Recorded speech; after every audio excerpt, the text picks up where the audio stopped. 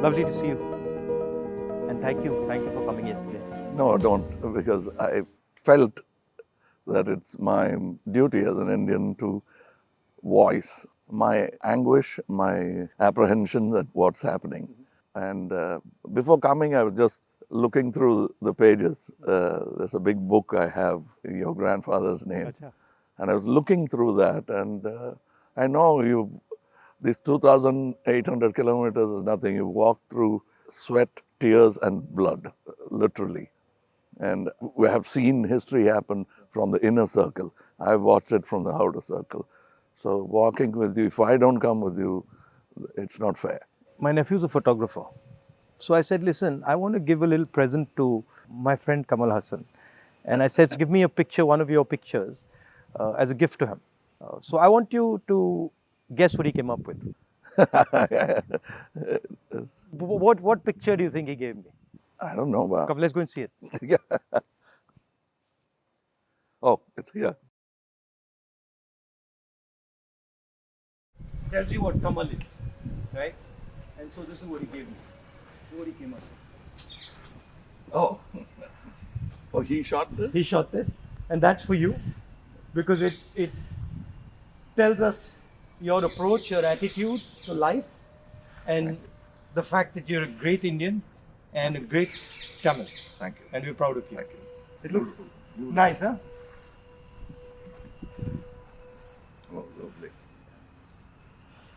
I'm quite interested in how you see what is going on in India. Of course, an Indian person, but also a Tamil person, because the view from South India often looks very different. It is. Then the view from North I'm India. sure it is the same from Assam or Meghalaya. The same, exactly. At the capital. We forget history, and we are only agitated by the topical or recent happenings. I talk a lot about Gandhiji now. It is not right from the beginning. My father was a congressman, but my environment made me a bitter critic of Gandhiji when I was in my teens. My father did not say, he said, just read history. I think you're talking from today. Yeah, but today matters, is my question. He's a lawyer, and he didn't argue with me on this case.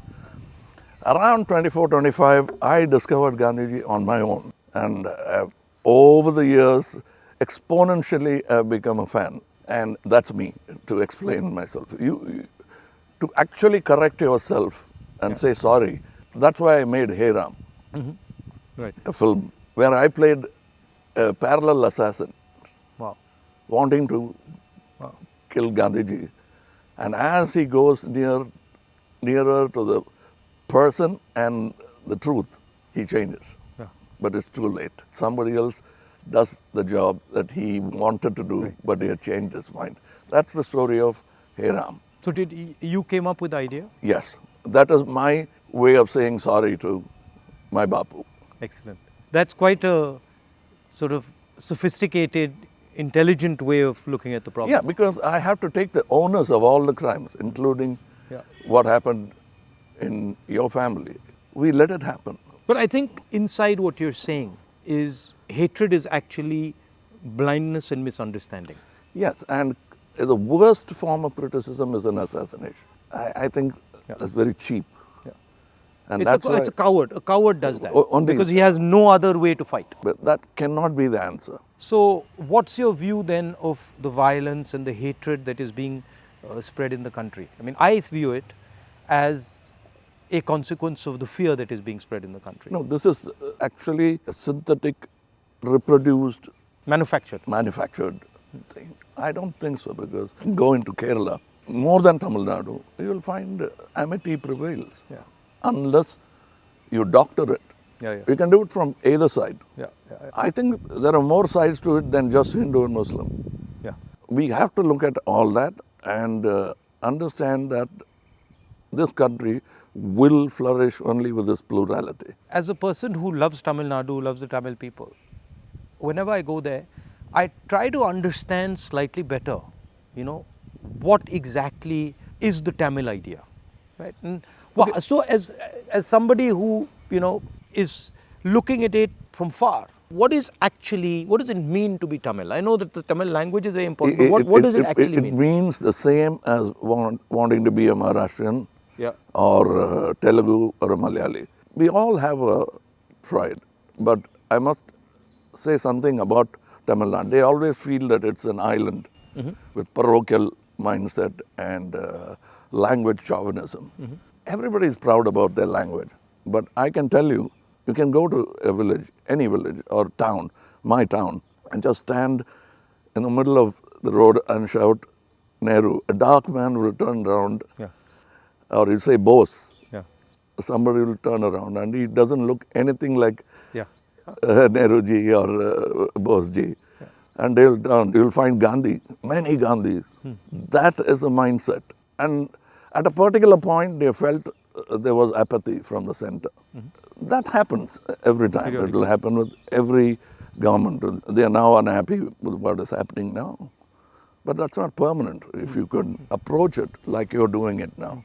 The reason why I want to celebrate your walk is reaching out to the people and lending the ear instead of standing on a podium and lecturing. Yeah.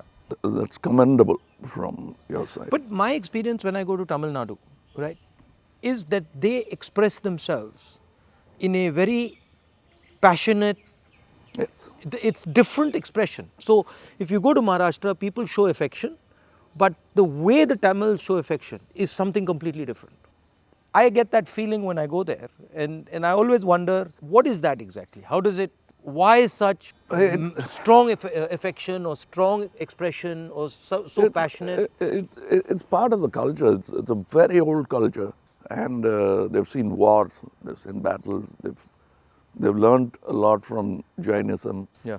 Buddhism. Yeah. It's a mixture of everything. That kind of affection was enjoyed by Kamarajji, Yeah. MGR, Yeah. all those leaders. They are moved to tears, Yeah. laughter, screaming Yeah. when they see the man of the. I think it's around the country it's like that with variations. And also the Tamil language is very important to them. Yes, I think even non-religious, godless people celebrate Tamil and worship Tamil. So you said you're doing this fashion business, and so you know a lot about what is going on in the rest of the world. How do you see the United States, China, these countries? Where do you see India's place in all this? Nowhere less than them, Yeah. but we should walk the talk. Yeah. Like you're doing, every Indian must walk the talk. I want to be, or simply resigning yourself to calling it a third world country. Yeah. You can't do that anymore. That's blasphemy. And you said in our earlier discussion that production has a lot to do with it. The ability to produce something and Yes. sell it outside India, not just in India. Yeah, we can't have a toddy mindset because you can't bottle it. It has to be had Right. then and there. We are in G20 not because of one government, Yeah. successive governments. Yeah. And whatever good they could do, that has accumulated and come to this day. Yeah, yeah.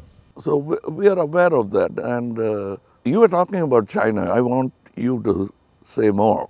The security of the country, both internal and external. Yeah. Your opinion on it. I was speaking to some ex-servicemen the other day, and I was mentioning to them that security today in the 21st century, it's not good enough just to say, okay, what do our borders look like, right? Because security today has become a holistic thing. You don't necessarily get attacked from the borders. You can get attacked from inside. You can get attacked by cyber weapons. You can get attacked by, use of your media. So in the 21st century, one has to have a global view about security. And that's where I think our government has completely gone and miscalculated. We constantly hear about what is going on the border. And the fact of the matter is that China has taken 2,000 kilometers of our territory, okay, square kilometers. And frankly, we haven't said anything. The Prime Minister hasn't said anything. The military has clearly said that they're sitting in our territory, but the Prime Minister said nobody has come. This sends a very clear message to China. And the message is, we can do whatever we want, and India will not respond, right?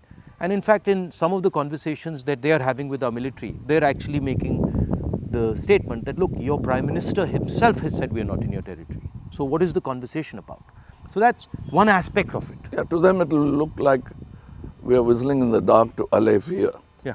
No, and Looking out somewhere no, else. imagine if you are the leader, right? And your forces and my forces are negotiating, and your forces are coming and saying you're in my territory, and then I say no, but your leader has said we're not. So it destroys the entire negotiation position of Yes, India. yes. Right? So that's one aspect of it.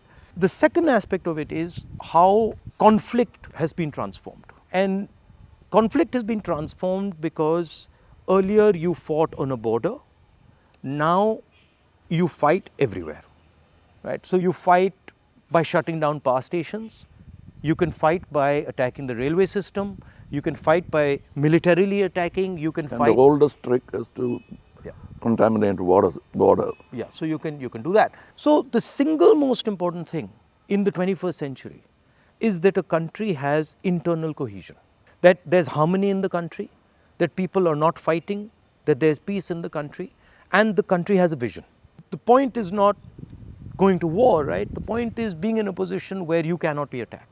And there's a link between a weak economy, a confused nation without vision, hatred and anger, and the Chinese sitting in our territory.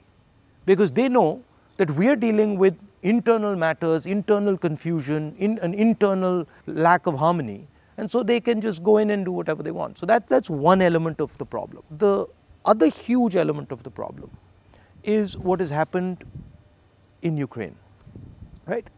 And essentially what the Russians have done in Ukraine is they've said, look, we will not accept that the Ukrainians have a strong relationship with the West. And they've basically told the Ukrainians, if you have a strong relationship with the West, we will alter your geography. And that is the exact same principle that can be applied in India. What the Chinese are saying to us is, be careful with what you're doing, because we will alter your geography. We will enter Ladakh, we will enter Arunachal, and what I can see is them building a platform for that type of an approach. So as an Indian person, I don't want to be somebody who's warmongering, but I'd like our country to be aware that there are real problems on the border, and those problems on the border are connected to what is going on inside our country. When Indian fights Indian, when the economy doesn't work, when there's joblessness, our external opponents can take advantage of that situation. Yeah, so because that's broadly it's an opportune moment Yeah. of distracted. Yeah. So one of the things that we've constantly telling our government is talk about it. If you don't want to talk through the media, at least talk to the opposition. We understand these things. We might be able to help you, advise you, bounce ideas off us, but they just don't listen. So it's the approach that we understand everything. The other aspect of it, which you touched on, is that frankly there's no one who can compete with China. I do not believe that on production, on as far as the economics is concerned, I do not believe that the West can take on the Chinese. I believe that India can take on the Chinese. We have the population. We have the population, we have the people. What do you need to take on the Chinese? You need a young population, you need large numbers of people, you need a large educated base. Compared to China, our population is younger. Exactly, right? And if you see the West, right, and this might be a bit controversial, but they've got too much. They're flabby. They're living in opulence. They live on. They are outsourced. And they outsource, right? Whereas our people, they know what a struggle is. They understand difficulty. So I think as an Indian person, I see a huge opportunity for India to become, like China, the producer of the world, right? And of course, the West has a space which is high-end manufacturing, high technology, etc., which they're very good at, they'll dominate. And we should try and challenge them on that.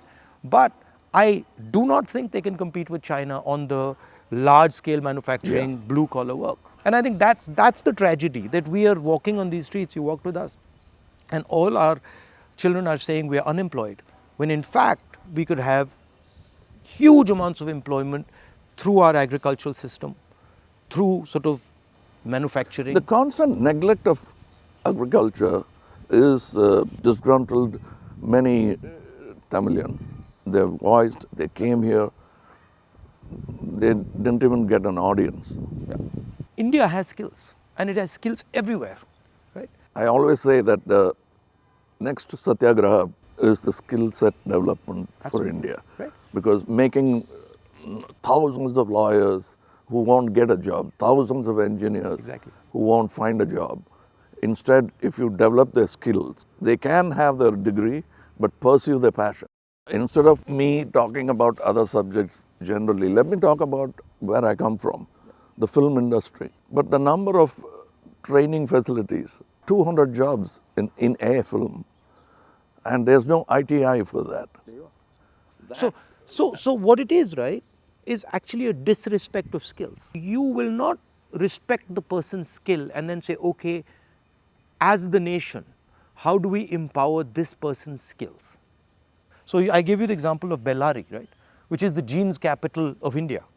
Now Bellary should be exporting jeans to the rest of the world, should be exporting different types of jeans, should be innovating on jeans. Right? Bellary has been shut down because of demonetization and wrongly applied GST. And you've literally taken a hub which could challenge the Chinese across the world in making jeans, and you've destroyed it. It used to have 4.5 lakh people working there, it now has 50,000. Like something like what you're doing with Khadi, right?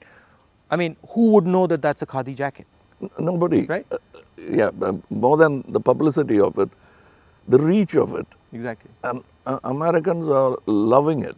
And then you got the history of Khadi, right? Because if you start to say, well, this is Khadi from the Indian freedom movement, this is made by Indian people by hand, this is what fought a superpower, you can make a beautiful story out of it. Yes. Yeah.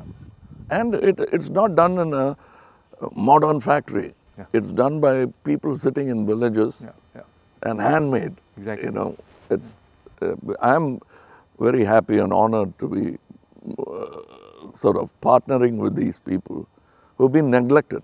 They're almost on the verge of closing down and going back, thanks to GST. So how many people now are working there? We have not started a full-fledged tailoring system because we only have 12 outlets and we can supply with a number of tailors. But the number of weavers are many. Right. They are in Telangana, Karimnagar. We are sourcing it. We are going even to Kutch and other places so that we can bring India together. So that's it was very nice. It was very nice of you to come, I must say.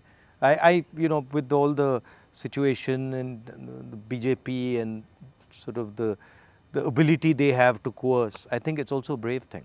That's why I think that's why he gave. He came up with that idea of the picture. It's not easy. I'm glad he thinks of me that way, but I still remember the speech by Gandhiji when he said, "Shake the lion's mane," for which he was incarcerated. So we have the strength and ability. But I'm happy that you're meeting people, practicing jujitsu, walking miles and miles and miles. It's nice. And because you're doing exactly what Gandhiji did, to understand the nation before fighting for it. No, it's quite a fantastic experience. I remember walking from Tamil Nadu into Kerala. It's completely different. Yeah. And as you said, it's changed, but then it's the same. So there's huge commonality and then there's huge difference. That's the individuality of it. That's the plurality that we should not lose at all. Yeah. And I think a lot of what we traditionally have is also the artisan, the small and medium person, the little clusters who have huge skill, but they are sort of hidden away, hidden treasures, so to speak. Yeah, I think it's very important that a government in position should bolster like farmers during the Gaja calamity. For them, after some time, party affiliations don't matter. The calamity that they're facing is the pain is the most important thing. It doesn't matter. And politicians always go and talk about the next election.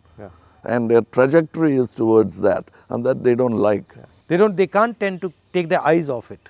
Politicians. I find that. And I get criticized a lot, sometimes where they're like, oh, he's not election centric. I mean, I think of course, one has to fight elections, one has to be in politics, one has to take them seriously. But there's also another role of people. There's a role of bringing people together, of listening, of being affectionate. That role, I think, is a very important role.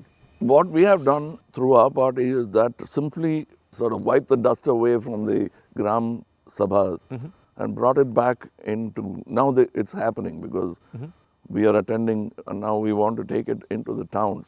I think people should participate in politics, not necessarily electoral politics only.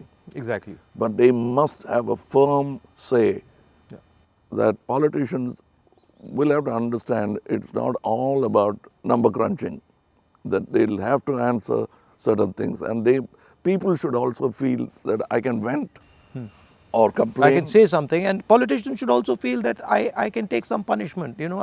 He's shouting at me, okay, no problem. I did something wrong. I go and listen to what he's doing, what he's saying. I think that's, people don't like criticism. I think criticism is a good thing. I think we are a very young democracy still, in spite of 75 years. The reminiscence of the monarchy is still in our mind. Yeah. No, that's a profound thing you've said. It's true.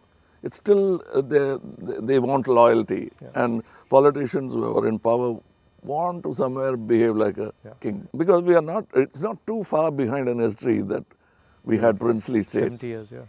But I think if you look, a lot of sort of our chief ministers and leaders, the approach is that of a king.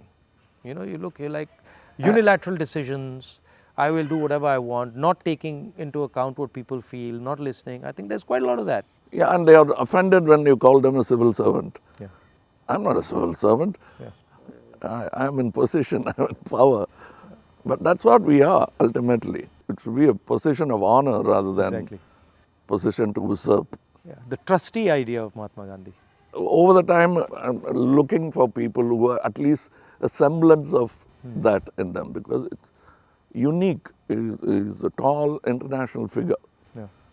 And that we realize when he's not there. Well, anyway, I won't keep you. No, I'm keeping you. It's lovely to see you. And whenever you're in Delhi, next time, maybe we go and have a meal or something. Yeah, sure. I'd love to do that. And I'd like you to look into our thing I've sent. I will. I'll give you my your measurements. I will 100%. We'd like to dress you up. Okay, I'll do that. Thank you. Thank you for the time. Thank you.